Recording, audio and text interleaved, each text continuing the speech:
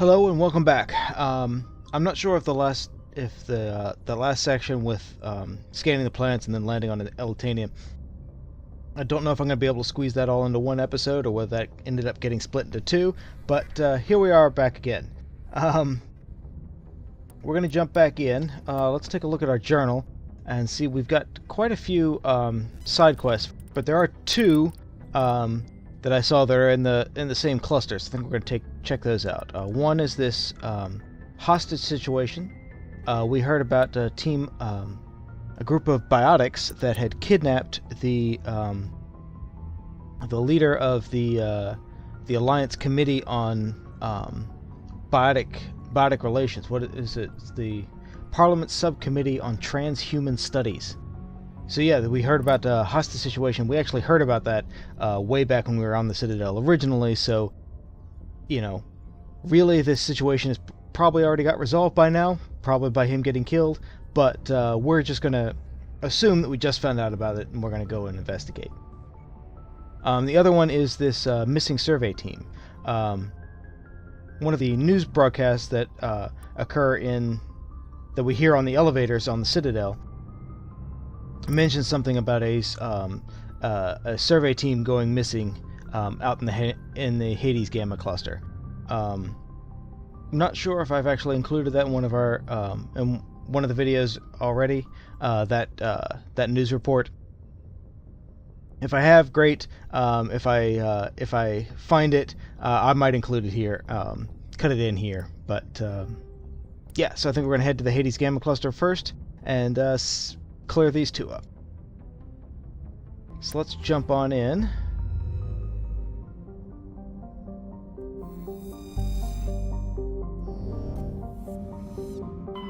Zoom back out, and Hades Gamma is actually just right next door. So yeah, let's jump on into Hades Gamma. We've got three systems: Antaeus, Farinata, and Dis. I think we'll start with Antaeus.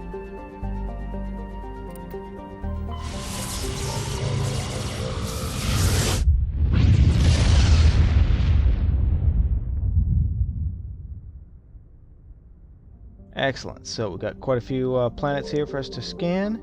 A gecko. Nothing special about this one, and there's no survey button, so we'll skip that. Edmus. Again, nothing special about the description, but there is a survey button. While scanning the planet Edmos, you detected a large concentration of hydrogen. Excellent.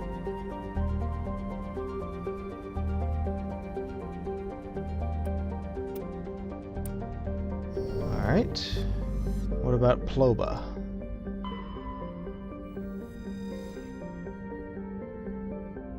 So this one does have an interesting description. Ploba is the second, and by far the larger, of Antaeus' two gas giants. Active scans by survey ships have returned tantalizing indications of massive solid structures deep within the atmosphere, too regular in pattern to be anything natural. Some believe Ploba is a Jupiter brain, a planet-sized supercomputer. Adherents of this theory have fruitlessly beamed signals towards the sunken megastructures, hoping to get the machine's attention. Others believe that an ancient spacefaring race disposed of their weapons of war by dumping them into the planet.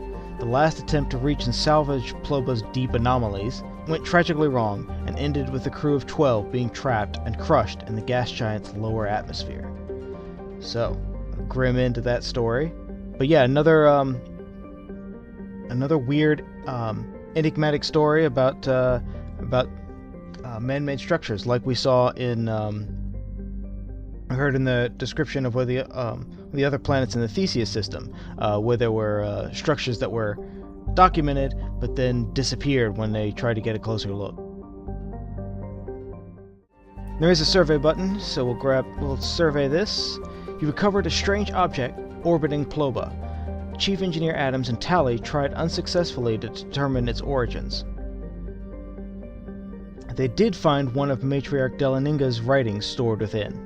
Alright, so Don't know what it was that was out there, but it did have one of the this mysterious Asari Matriarch's writings. Cool. So grab that. Okay. Is there a planet out here? Yes, there is. Vimal.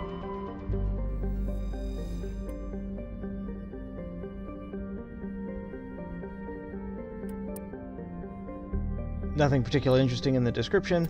Hit the survey button. Scans from orbit have detected a large deposit of uranium. Alright, so we get to add that to our collection. This planet out here on the outside. Hunador.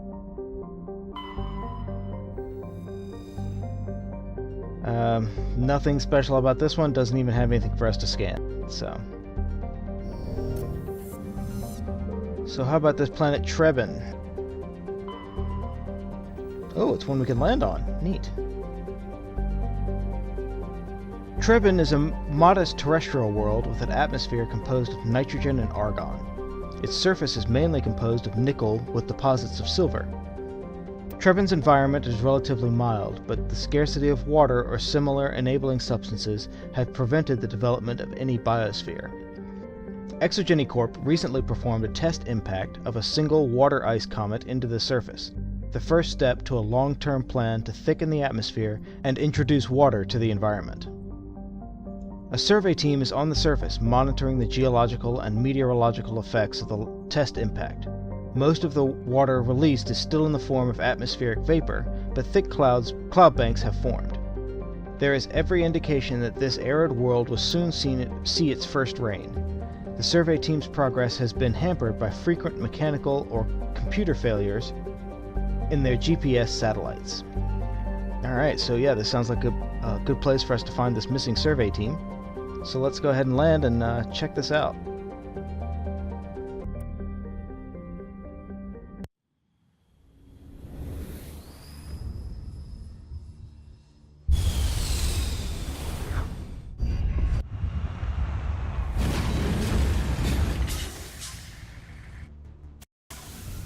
Alright, this looks like definitely fits the description. Very barren, sandy desert world. Awesome.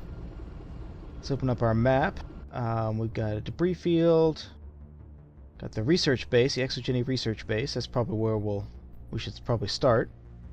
We've got an anomaly down here and an anomaly up here. So, since this anomaly is sort of on our way, we'll head over there first.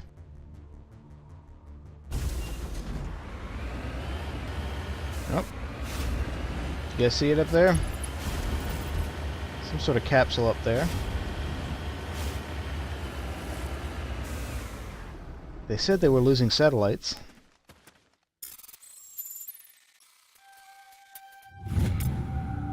Turian insignia recovered. There's no sign of any survivors. The pod is empty except for a small tattered flag marked with a Nemenes? Yeah, I think Nemenes colony insignia. Cool. So yeah, that's that other collection quest that I always forget about.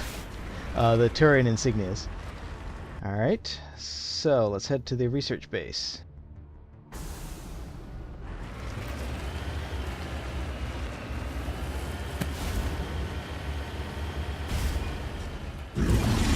Oh dear, okay.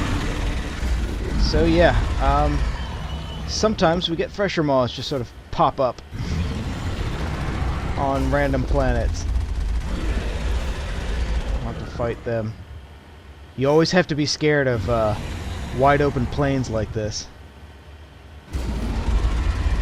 'Cause that's usually where thresher moths hide. They don't like rock.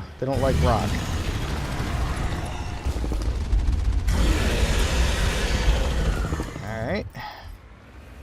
Let's keep running around. Oh dear, that's way too close.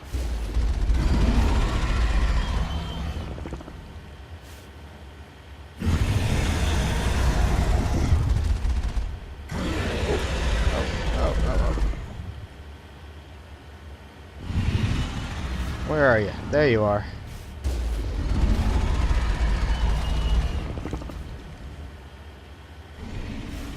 So far he hasn't been able to...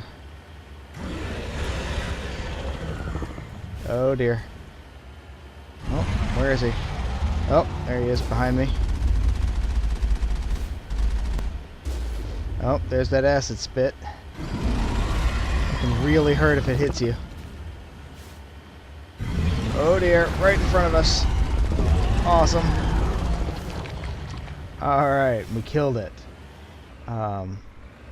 Yeah, one thing I don't like about those thresher moths is sometimes they bug out when they die and they just sort of disappear. But that's cool.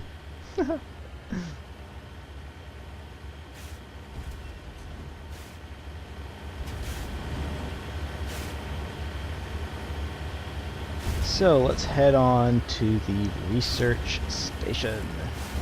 Let's see what we'll find. See, hopefully these, I'm sure these researchers they just weren't able to call back to base. Their communications were out, right? Surely there's nothing more sinister going on here. All right, so we got a collection of sheds here. Nobody's been here for a while. Yeah. Let's take a look. Alright. Some free upgrades there.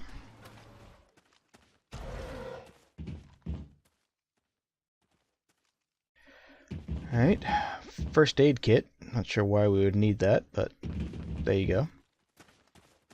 And what's over here in this last shed? Oh, computer. Maybe that'll tell us what's going on.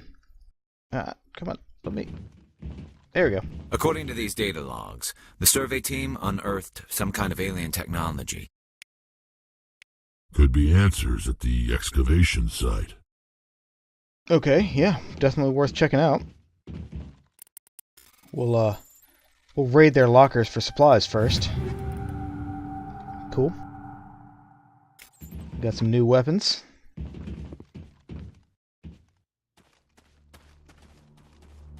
And you don't really have to get back into Mako for this, because it's really just over here, but still, why not move the car? And here's the excavation site. Oh, before we go in, I forgot to give Rex his new armor that we bought back on the Citadel. Yeah, this Predator M. Does this look cooler than your red and white themed armor, Rex? Yeah, it does. That jungle camo look. Nice. He's got an extra upgrade slot. So let's go ahead and give him this ablative coating. Give him some extra damage protection. He's going to be getting into the thick of it anyway.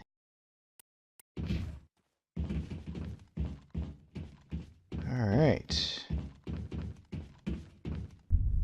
I wonder what's going to be waiting for us down here. Some sort of alien technology, it said.